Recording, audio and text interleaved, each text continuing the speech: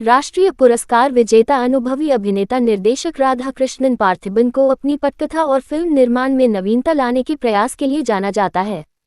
टीनर्स काफी दिलचस्प ढंग से शुरू होती है, जिसमें 13 किशोर लड़के और लड़कियां शामिल हैं जो एक ही गेटेड समुदाय में रहते हैं और महसूस करते हैं कि उनके माता पिता अभी भी उन्हें बच्चों के रूप में मानते हैं।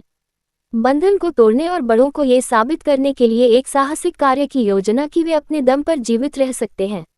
लड़कियों में से एक बाकी लड़कियों को अपनी दादी के गांव में आमंत्रित करती है, जिसे भूतों से ग्रस्त माना जाता है। समूह ने कक्षाएं बंद कर दी और यात्रा पर निकल पड़े। दुर्भाग्य से एक दंगे के कारण उन्हें खतरनाक इलाके में पैदल यात्रा करनी पड़ती है और उन्हें अलौकिक घटनाओं का सामना करना पड़ता है।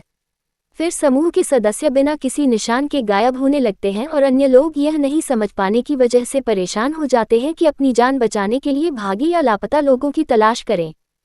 पार्थिबन को एक विलक्षण खगोलभौतिकीविद के रूप में पेश किया जाता है।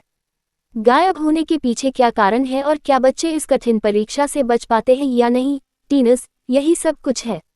अभिनय के लिहाज से 13 किशोर दर्शकों को पहले भाग के अंत तक बांधे रखते हैं। उनमें से कुछ ने अच्छा लिखा है, जैसे सारा जो दयालु है और एक वंचित लड़के के लिए खड़ी है जिसके साथ बाकी लोग दुर्व्यवहार करते हैं। पार्थिबन स्वयं खगोलभौतिकीविद की भूमिका निपुणता से निभाते हैं।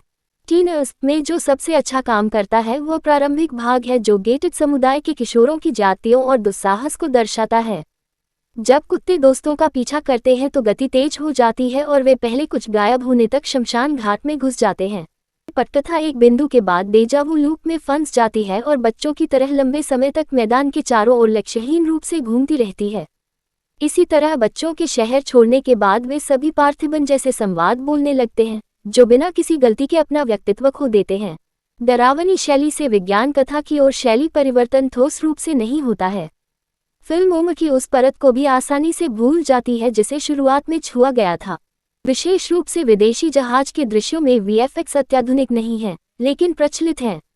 राधाकृष्णन पार्थिबन नवीन विचारों की निरंतर खोज के लिए अपनी पीठ थपथपाने के पात्र हैं। यदि उन्होंने लेखन पर अधिक ध्यान दिया होता तो टीनर्स को उनके करियर की सर्वश्रेष्ठ सूची में जगह मिल सकती थी।